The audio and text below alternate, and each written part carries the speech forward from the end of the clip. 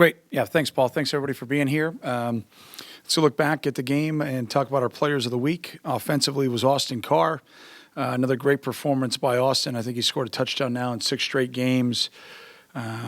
He's a leading receiver in receptions, receiving yards, and touchdown receptions. It's going to continually get increasingly difficult to continue that pace, especially this weekend with the defense that we're playing. But he's off to a great start and playing very well. Defensively, Anthony Walker probably played his best game of the year.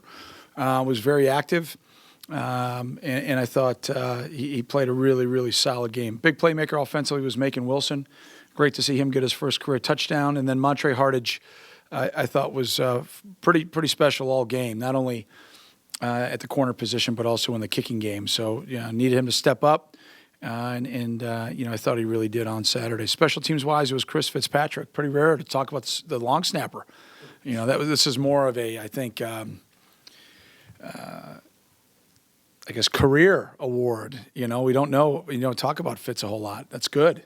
It's really good when you don't talk about the long snapper. So, he was 10 of 10 on punt snaps and really good on all of our PAT field goals, and he's been great his whole career.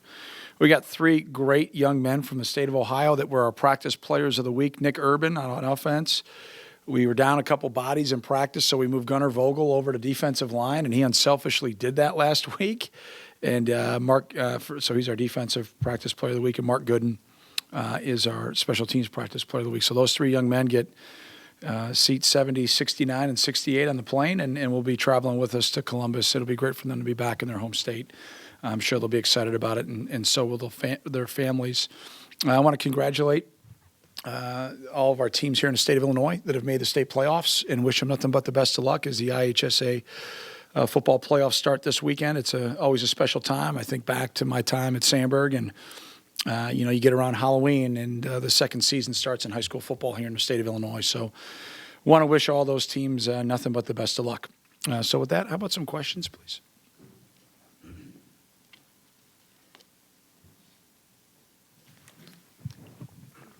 Hey, Coach. So the decision for Matthew Harris to retire, was that something that he came to you with, or how did that all go down, kind of? Well, he's been in our protocol, now since he was injured, and we've been in, I think, great communication as a program with Matthew.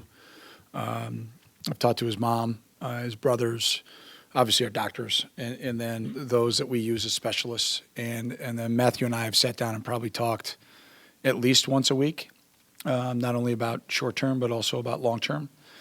And it's been a long road for Matthew, from a standpoint of injuries. And, as we sat there and looked at not only the right now, but also, I talked to him about, I want you to think about what it's going to be like to be 42 and put yourself in my shoes and have 3 kids. And, where do you want your life to be? Not knowing a lot, but what can you control?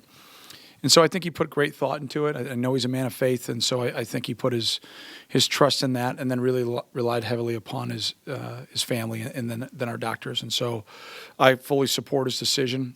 I think it's the right thing, like I said, not only for the short term and long term. And just very thankful for what Matthew brought to our program. A young man that from the minute he stepped into our program was an instant impact as far as a person. Just a terrific young man. A great attitude, an amazing work ethic, and then his play speaks for itself. And he just was such a great teammate, giving of himself for everybody on the squad. And the team gave him a standing ovation this morning when he announced it to the team, which I think shows you the impact that Matthew has not only had on our team, but will continue to have on our team here in the short term. And then I think with all those guys that have sat in this room with him over his 4 years, that Matthew's touched their lives, I think that those bonds are going to be really special for the rest of their lives. So very thankful for him in all aspects of who Matthew Harris is. And I would say to all of our great alums, you have the #1 rated Northwestern alum coming out now from graduation that will not be going to the NFL, and Matthew Harris. So there will be a long line of Fortune 500 America, I think, lining up to hire Matthew Harris. So it's 491 CATS. Call in, and we'll forward all your interview requests to there. So he's in great spirits. He actually made the decision last week, and he didn't want to have a distraction from the team late in the week. So that just shows you who he is. I mean, he's a special guy. Something you said on Saturday. Who are those alpha males that you lost? When did you tell the leadership council it was going to get nasty? And how did they react immediately? First question, I'm not answering. Second one, I told them after the Illinois State game, and initially, I don't care how they reacted. It was going to go where it was going to go. Short, but to the point. Yeah, to the point. I want to follow up with Skip, but first on Matt Harris, I think about the Cal game. Yeah. Your decision to play him, he was the first freshman in that class to be played, right?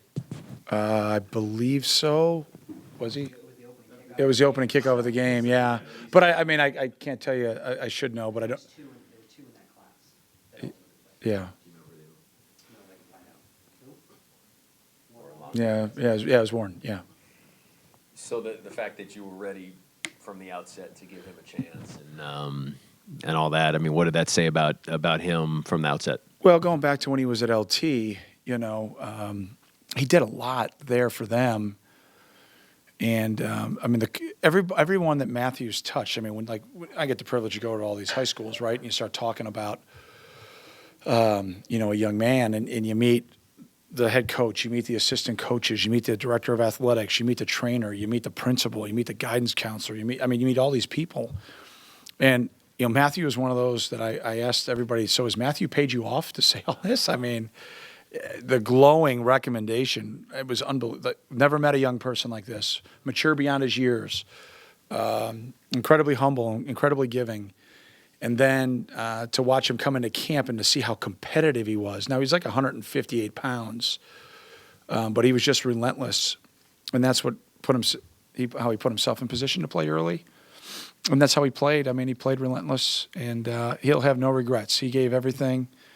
We all wish we could play longer.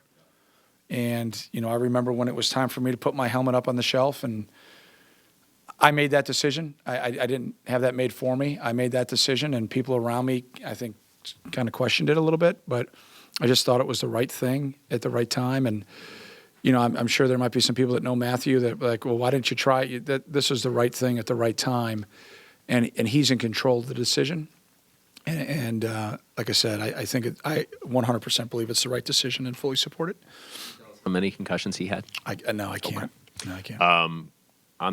On similar topic, is Warren Long? Is he gonna be able to play this year? As of right now, he's still out. Okay. And following up on Skip, had you ever done that before? Kind of taken over a locker room? Yeah, when I had to somewhat change the culture. Yeah, I did it as a position coach every year because it was a little bit different. I've got a small group, and then I got some older guys, and then I got out of the way. But every team's different. I mean, and it's not that the team is bad. It just you got to know your squad, and I think from a leadership standpoint, you have to be flexible.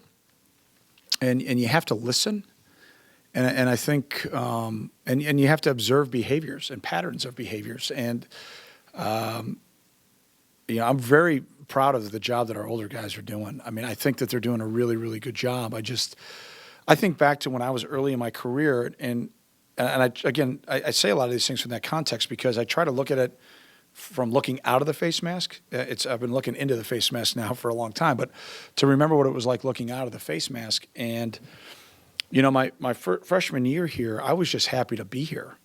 And then 2 plays into the Boston College game, Ski goes down and Hugh goes down, and it's like, go. And I was like, me? Okay. And I wasn't ready, and I didn't do a very good job.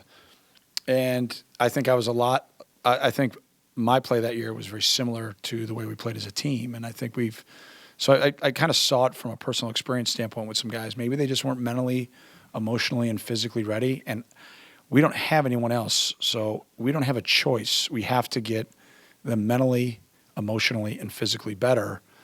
And not that you don't do that every year, but your tactics, the way you do things, sometimes have to change, and that's what our staff has done, and more importantly, that's what our leaders on the team, and that's what the upperclassmen have led us to be able to do, because it wouldn't work unless they owned it in the locker room, and they're owning it. So starting to see some leadership take over from those guys.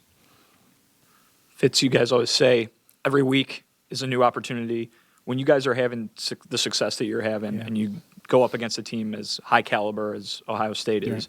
Does the excitement for that opportunity get even bigger? You know, I wish we were that good. Our focus is on us. I mean, we again, Saturday didn't put together 60 minutes of clean football. And so we are not going to stop coaching the heck out of these guys to be able to get us to play at a consistent level. And that's, I think, the goal of every team is 60 minutes, 3 phases, consistency. And that byproduct then is victory. So we've been pretty fortunate here over the last month with some success, even though we've left a lot of plays out there and a lot of opportunities to play cleaner. So really right now that's our focus. We've got great respect. All you have to do is, it doesn't take you long to pop on the tape and you go, whoa, wow. You know, these guys are unbelievable. They're incredibly well coached. You know, they've got rotations in their places where you want rotations. And when the twos come in, you kind of go, wow, well, yeah, I see why he was a 5-star. You know, I mean, they're very, very talented. They're very, very well coached. They're fundamentally excellent. And, you know, they got a tough deal here the last 2 weeks, and they found this great comeback in Madison. Very impressive to watch. You could see a change on the sideline when you're watching the coach's copy when plays were being made after halftime. They adjusted really well to what was going on. Wisconsin got them on a couple of fly sweeps, and all of a sudden, boom, here comes a free safety coming out of the post. I mean, they're incredibly well coached. I mean, this is as well coached of a team as we'll play. You know, Coach Meyer's a Hall of Famer, going to go down as arguably one of the best coaches ever to coach our game, if not the best. And then from his assistant coaches are outstanding, and then the talent just jumps off the tape. So it's going to be a huge challenge for us. But you know, if I were to spend all my time focusing on them, I wouldn't be gray. I'd be a white rat right now. That day's coming, but I would prefer not to have it before Saturday. We've got to focus on getting us better, and that's what we're going to do this week. Coach, the switch, you guys from the east sideline to west sideline against Indiana, what was the reason behind that? Yeah, just felt like we weren't playing very well on the other side, so we moved over to the west. Might move to the east next time. I don't know. Don't really care. We wore purple too, didn't we? Yeah. I mean, a lot of things that don't matter. You know, sideline doesn't matter. What we wear doesn't matter. How we play matters. So, just throwing different pitches. The theme of the World Series, just mixing it up. Just mixing it up. Go Cubs, Skip. Yeah. I've seen Major League, man. I've seen Major League. That's all I'm going to say. Coach, what did you see on tape, the difference between the first half and the second half? Obviously, it was quite a contrast in the offense. Yeah, we stunk. Obviously, Indiana played better in the second half, but what else was it? they did. They did, but we just didn't execute. We didn't execute. We're an immature team, guys. I mean, I don't know how many times I'm going to say it. I mean, I get leadership council on me with today, and they're looking at me like, Coach, how many more times do you have to say these things until these guys figure it out? Looked like we played a Big Ten football team and went in at halftime and said, let's go fight, and they did, and they came out fighting. And I told our guys, let's go win the second half. Win the second half, we win the game, and we had some guys on offense stop playing fundamentally sound football, stop fighting, stop attacking. And they know who they are, and it was made really clear this morning. And then we had some guys in the kicking game that we have to unfortunately play some twos, and they played terribly. And we're a 4-3 football team for a reason, and just got to keep coaching the heck out of them, and that's what we're going to do. I promise you, that's what we're going to do. So hopefully we'll get better this week. Otherwise, we'll get killed in Columbus. So.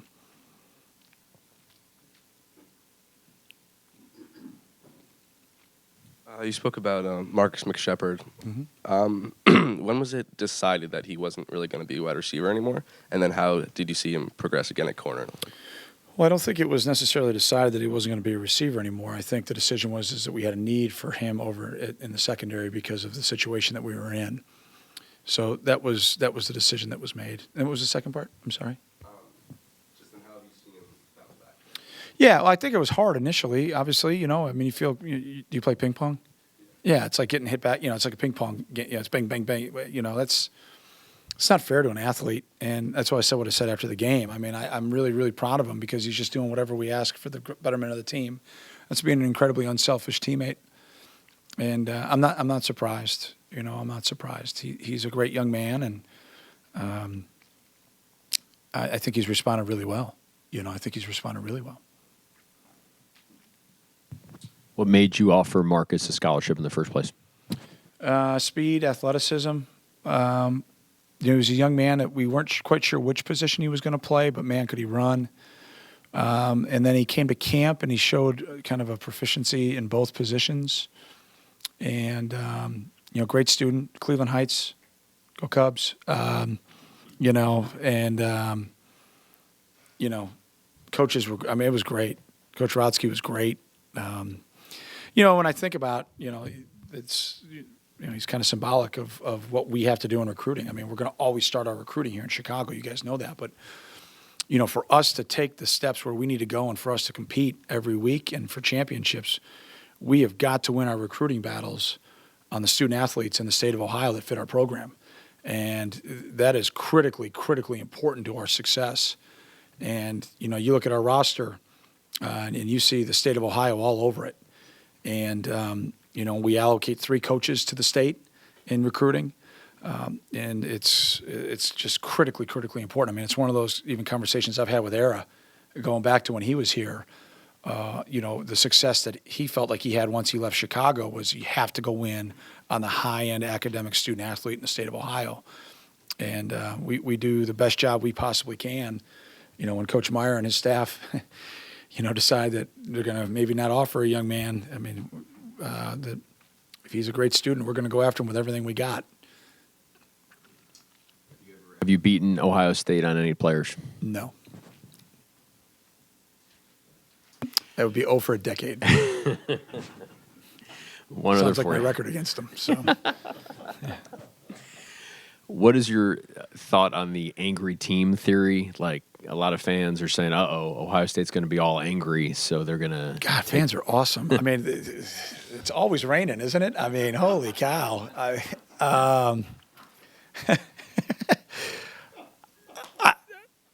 At some point, I'm going to retire, and I'm going to hang out with those guys and start. Teddy, I don't have time to worry about that stuff, man. There's not a whole lot I can say about that. Well, have you ever found with your teams that, do they play better the week after losing a game they should have? They typically play really well when we prepare well. Yeah, otherwise, I'd have their girlfriend break up with them every week. You know what I mean? Where I'm going? I'd have their mom send their favorite soup, care package. It's football, man. And, anything can happen on a Saturday afternoon. And you typically play the way you prepare. And I'm sure it's the way in every sport. I haven't coached the other ones. I've played them. And, it sounds so simplistic, but again, remember back when we were in school, 18 to 22. They got a lot of nonsense going on. They got a lot of schoolwork going on. They got girl issues. They got this, that, the other. And if you can focus and be disciplined and prepare and then go play tough and physical, yeah. But the other side, all that stuff kind of goes out the window when the ball goes in the air. It really does. Game day was here last. Who cares? If you want to get caught up in all that stuff, I think more teams get distracted by that. That's what I think. I think if you allow all the other things to come into play, the noise, so to speak, no matter how high or how low it is, I can't operate that way, and I hope my squad doesn't operate that way. And I try to talk to them about avoiding that if we can. It doesn't take long to pop on a tape to see this is a team that is unbelievable. But You could look at it 2 ways. You could say, well, their confidence is hurt, so maybe that's a negative. Who's that? Or Ohio State. No, they're not. They're going to be, or they're going to be even more focused in practice because they have a loss. I think they're going to be more focused in practice because Coach Meyer's a great coach. That's what I think, and I think they got great leadership and great players. I think they're going to prepare the right way because they didn't get a win last week. That's usually what you do from a standpoint of preparation. Guys are mad at themselves or mad at the way that they've had things happen. But this is a team that's won a ton of games, and they know how to win. And they've got an incredible fan base and an amazing, amazing stadium atmosphere, and it's going to be a huge challenge. But that other stuff, I hear what you're saying, but I can't. I don't motivate our guys that way. Maybe somebody else does, but I don't. I just more focus on us. You're a little concerned about the block punts 2 weeks in a row, and Ohio State obviously lost the game due to block kicks. Well, yeah, when you have one-man breakdowns, I'm concerned about anything. Yeah, I mean, that was both are one-man breakdowns. They weren't rushed. We've gotten rushed, and we've been great in protection, and we have two guys broke down on Saturday. And when I watch the tape, I can see why. And I obviously did a bad job coaching those guys. And the week before, it's inexcusable at Michigan State. So, yeah, I'm concerned not only about that. I'm concerned about our blocking in the front of our punt or our kick return. I'm furious about getting a penalty on a 20-yard punt return that we didn't need to have happen. Absolutely. I'm furious that we didn't target some punts the right way. I'm not very happy with our last kickoff and losing contain. I'm mad at myself because I obviously didn't coach the fake very well because we had a guy open and I didn't get our protection the right way and I didn't get our eyes the right spot. We got a guy wide open up the boundary. Yeah, I'm mad as hell. Yeah. But that's why you coach. That's what you look at, and you present the problems this morning. You talk about the schematic issues that you pose that you didn't coach well enough as a coach, and you own that. And then you look at the fundamental issues that we had. All those things could have been handled. But, I mean, 90% of them could have been handled, or 95%, by fundamental execution and technique that we coach and teach. And as I think Matt McPherson said it really, really well when he was addressing some of the special teams today. He goes, "What? I just, the great book, Good to Great. What are some of you guys waiting on from going from being and just happy to be pretty good?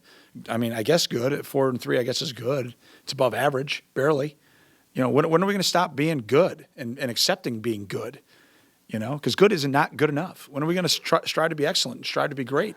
Do the things that great teams do. That's being consistent in the little things, consistent in the normal, everyday reps, the normal things that you always do. Great teams are consistent in that, and then special plays happen out of it, and not getting bored with the everyday ABC 1, 2, 3. So it's just, again, it's a sign, and I might not be able to get this team mature enough by the end. I'm running out of time. But I'm not going to stop. And, obviously the notebook of what needs to be fixed and corrected in the offseason is growing by the moment. But we'll get to work on that, hopefully in January. That would be the goal, mid-January. Anything else, guys? All right. Thanks, guys. Teddy, you good? Guys in here. I'm sorry. Yeah, it's all right. Saw the steam. Just the Ohio State defense, other than being athletic and strong, any of those guys stand out? Any numbers? Yeah, they all do. It starts up front. Coach Johnson does an outstanding job. I mean, it jumps off the tape. I mean, they had quite a few young men graduate, and to see the talent, but more importantly, the consistency, fundamental, great with their feet, amazing with their hands. They got a rush man package that's relentless. That I don't know how we're going to block them, but we're going to do everything we can, and we got to help. Linebackers all can run. They're all physical. Back half, they're going to lock you down and play quarters press and normal downs, and they're going to press you up on the outside. Two safeties I wish I were to say there's 11 NFL players. There's not. There's like everybody that goes on the field is a potential NFL player. So if I were to mention all the starters, then I would be doing an injustice to the backups. So, and I'm not saying that to be patronizing. I'm just saying that's what jumps off of me in tape. There's no dip. When the twos roll into the D-line, there's no dip. And sometimes you see that, and you go, all right, let's get the twos out there. You look at Cush last night and go, the twos are out there. Good luck. Good luck. And they're not twos, they're 1Bs. So it's impressive to watch. I've known a lot of guys on the staff for a long time, and I think Tim and Ed are doing a great job with their offense, and Greg and Luke are doing a great job with their defense. And then to see what they do schematically in the kick game, I know Coach Meyer is heavily involved in that, and I know their whole coaching staff takes a whole approach to that. That's where the tape jumps off big time to me. Offense and defense are ridiculous, but where it jumps off to me is in the kicking game. Schematically put pressure on you, athletically put pressure on you, speed puts pressure on you, physicality puts pressure on you. So we've got to improve in all three phases to give ourselves an opportunity to compete. Otherwise, it'll be ugly. Yeah, that's what I mean. I mean, right? He's 1B, and here comes 97, and it's like, well, he's probably better than he's better than his brother. Here we go. Yeah, great, good deal. You don't think he's actually better than his brother? Oh, I think he's got a chance to be, without a doubt. He's just a younger version. Yeah, he's physical, he's fast, and he's probably tired of hearing that. He's going to make his own name. He's going to make his own name. There's no doubt about that. So great football team, well coached. it's going to be a great challenge for us. So look forward to getting prepared for it. Okay, thanks, Coach. All right, guys. Thanks a lot. Go Cats. Fitz comes to the Leadership Council. As he put it, he said to you guys, this is going to get really nasty around here. I need you to be my Pied Pipers in the locker room. I need you to come with me. Well, what was your immediate reaction to hearing that? And then how did you, as a group, the Leadership Council, act on it? I mean, obviously we started 0-2 and no one wanted that, so I think it was kind of expected. And we all agreed with it. You know, we felt like we need to turn it up a little bit in practice and just, you know, holding each other accountable because we felt like we weren't playing like we wanted to. And you know, obviously it worked. So I think the coaches are going to continue to do that, and we're going to continue to police ourselves first and foremost, and then each other, the same way we've been doing the past month or so.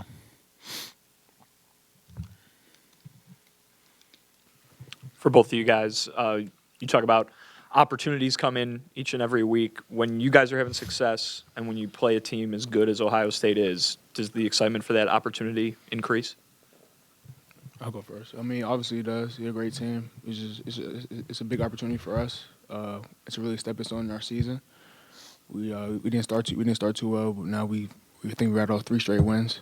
So I see it as a pivotal moment. We can either go this way or that way. So it's going to be a hard week of practice, a good one, but anything we can do to get prepared for this game because we pretty much know what we're up against. So I think it's definitely a big opportunity. Do you have any strong thoughts on Matthew Harris, his decision, and what it was like this morning when he told you? I mean, yeah, it was obviously tough for all of us. And, you know, he hasn't been playing for a while now. But it's just tough to hear that because, you know, I was one of your brothers, you know, guy you've seen battle through so much stuff, you know, getting carted off the field before and coming back next week, a few weeks after that, and playing so well and being a leader for our team. And it's tough for a guy like that going to senior year with high aspirations, you know, after college for football. And it's just see him go down with an injury like that, it's just real tough. But you got to take care of yourself, you know, because football doesn't last forever. And, you know, he's going to live a great life. He's a great leader. He does so much for the community, and he's going to do such great things with his life. And football is not the only thing in it. So just proud of him and, you know, happy to have been one of his teammates.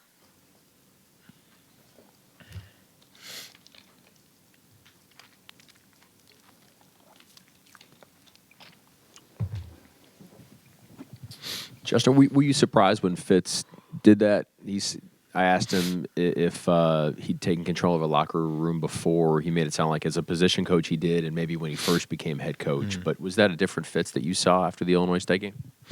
I mean, yeah. I mean, he knows we could have been playing better than we had been, and he knows that, you know, the urgency wasn't, you know, high enough, and he feels like it starts with him. So, you know, he's doing everything he can, and, you know, as a leadership, we're trying to do everything we can to just, you know, trickle that through the locker room and through the team.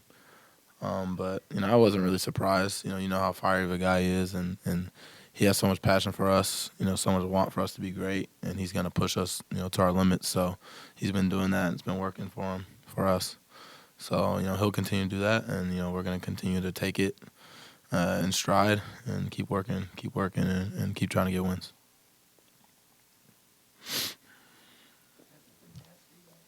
He used the word nasty. It was to get nasty. Mm-hmm. Do you feel it's gotten nasty? Or just more difficult?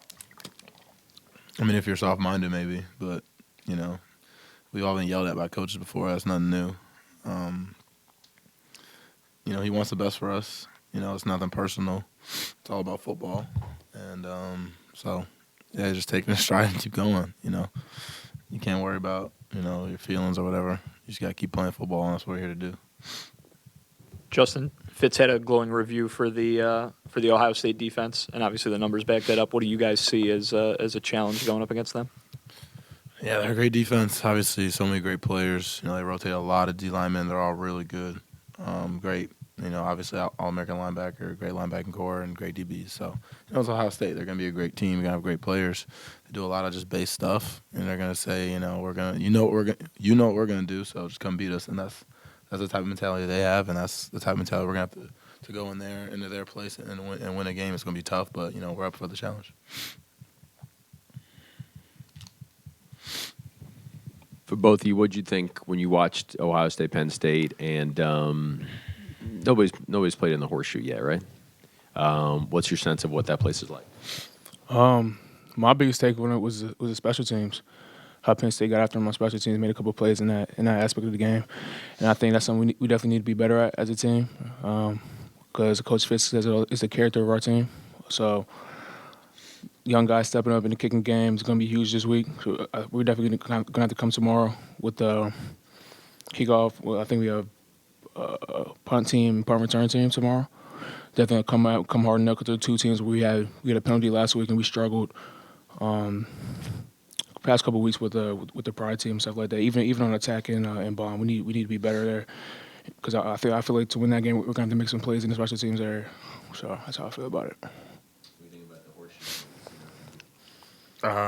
Just great, for college football environment. Ohio State's been one of the great programs in college football. So, they're going to have a lot of students there, obviously, a lot of fans there in general. And it just looks like a fun place, just growing up watching, teams play there. And they're going to be hyped up, after last week. And, I think we're just going to be just as hyped up. We tend to play well in environments like this. I think it's just because everyone's, ready to go and we're focused and we're ready to have some fun. So I'm really looking forward to it. I have been for some time now. So, we're going to have to come ready to play.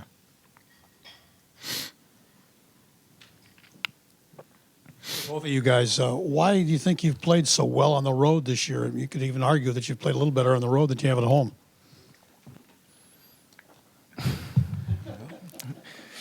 You go first. All right.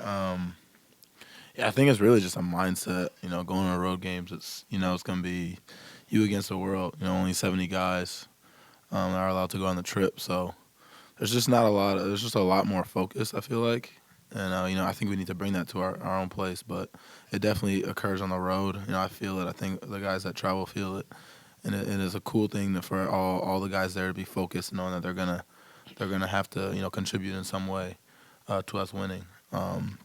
It's just really fun. I think we all view it like that. I would say when we play here, it's kind of laxed. Guys get laxed. On the road, guys know they can't do that.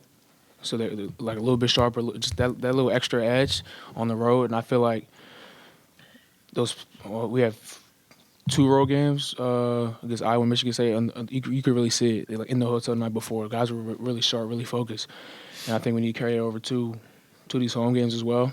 That's something we can definitely do better. But on the road, that's something I noticed. We're just a little bit sharper, a little bit focused, because we know what we're up against.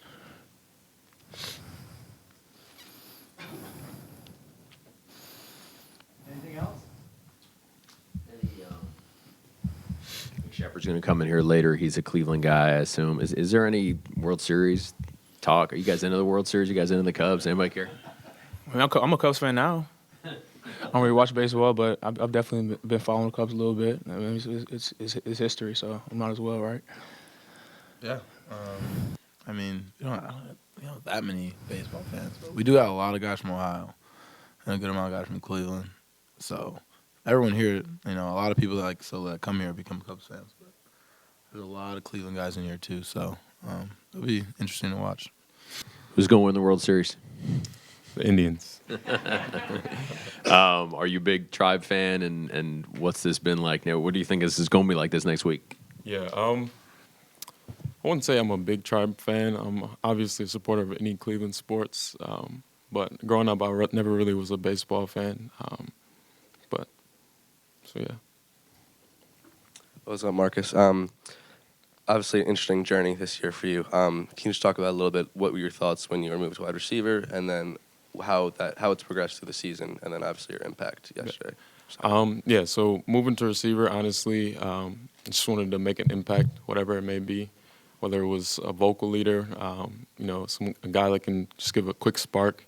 So I really just wanted to make some kind of difference in the room. And then leading into the season, I feel like as a whole, as a receiver group, I kind of contributed to changing the culture in the room and kind of, just having that fire and that intensity to try to go out and make plays and, just help the team overall. How closely did you keep in touch with Matthew Harris over this time he's been out, and what was the reaction like among the defense when he announced his retirement this morning? So, once he went down, that's when I originally went to defensive back, and so obviously he's one of our biggest leaders on the team. So it's one of the guys I went to first, kind of get some advice, just to get back into the groove of things at playing a defensive back. And he also was my freshman year roommate, so I'm really close with him and a couple of other DBs. So I kept in touch with them big time. Yeah, I heard JJ talking about it earlier. I mean, you hate it for him, a guy that's put in so much, has done so much on and off the field, in the community, in the classroom, with the university, and like I said, the community. You just hate to see that. And I've kept in touch with him and tried to give him a space. At the same time, it's a hard process. I know he's been in touch with his family and all that stuff. So we're here. We still love him, and it's an opportunity for guys like Marcus to step up and make some big plays. Marcus, being a receiver for a while and then going back to the cornerback position, do you think that helps a little bit in terms of knowing what the mindset of a receiver is more? I definitely would say so. I guess it definitely helps out with understanding route trees and different route combinations. And then as well, I would say it helps with just tracking the ball. Once we, sometimes as a defensive back, if you're, trained strictly just defensive back, you don't really get a chance to, work on your ball skills enough. I think that's something that receiver helped out with a lot. Jalen last week, or Saturday, Penn State really got into Ohio State's backfield. I think 6 sacks, 11 tackles for loss. How do you guys recreate that, and what's your mindset going into Ohio State? Yeah, those guys played well. Their linebackers especially played really well from Penn State. They were aggressive, relentless, didn't let up. And I think, like you said, that's what we got to do. We got to have that mindset, be disciplined, but be aggressive. And that's what it is. Don't think, just react, read. This week in practice is going to be a tough week. It's going to push us mentally and physically, and seeing those reps in practice and just knowing what it's going to feel like in the game and being able to just read it and trigger and play ball. And at the same time, right, they're going to try to counter that and try to hit us with some things that use our aggressiveness against us. So you got to keep everything in mind. But yeah, I think they're Penn State's defense played really well. Marcus, so what was your mindset like going back to defensive back then? Fitz kind of described it as a ping pong match. I don't know if you felt that at all. Yeah, to be honest, I heard Coach Fitz talk about it, about our conversation when he first asked me to move to receiver. And like I said, I told him I'd do anything really to help his team out. So moving back to defensive back, he knew that, I knew the playbook. I knew the different coverages, and so I was more than willing to move back to corner. In all honesty, I just wanted to get a chance to get on the field as much as possible. So there was no, anger or any there was a little frustration, I suppose, just because I didn't really know exactly what was going on. But overall, I was just willing to help the team no matter what. Marcus, were you in coverage on Indiana's final 4th down play, the incompletion? Yeah. What do you remember? That ball was delivered pretty quickly, it seemed like. Did you even see it, or next thing you knew it was on the ground? What do you remember? I honestly don't. I don't really recall seeing it as it was thrown. But, we always try to, as defensive backs, we always try to see the ball thrown. It just happened to be just not that play. So. And what do you mean, like after that moment where you basically realized the game's over? Yeah. What were you thinking then? To be honest, I was just happy, just because I knew how much work we put into, game plan in Indiana, and how much work we put in during the week to try to really change or bounce back from the previous week. And so, after that final play, it was something that, it was just a feeling of accomplishment. You get a scholarship offer from Penn State? Yes. What made you choose here? So, it was both those schools were some of my top schools, and so I remember meeting with Coach Fitz with my mom and my aunt and sister, and one of the big things he talked to me about was just the networking after football and understanding that football is not going to last forever. And that's something that, really touched me and my family because, everyone needs a job after, football is over. So. Jalen, tell us a little bit about your fellow companion, Anthony Walker, you played next to last year and this year, of course. Yep. Started slow. Coach Fitz just said probably had his best game this year for sure, maybe one of his tops of his career. Yeah. This week especially, played great. Got back to, what he does best, just reading the play, diagnosing it, and just playing fast, playing aggressive, and playing relentless.